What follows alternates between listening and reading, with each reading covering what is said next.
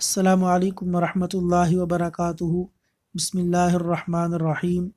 مصیبت کے ازالے کی نبوی دعا۔ صحیح مسلم حدیث نمبر 2165۔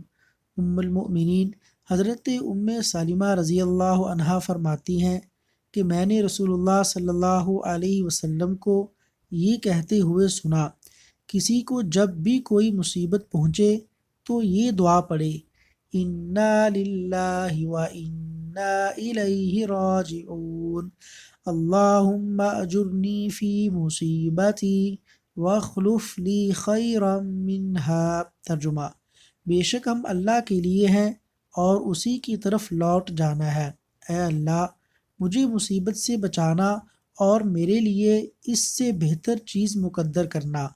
تو اللہ اسے اس مصیبت سے محفوظ رکھتے اور اس سے بہتر چیز اس کے مقدر میں کر دیتے ہیں۔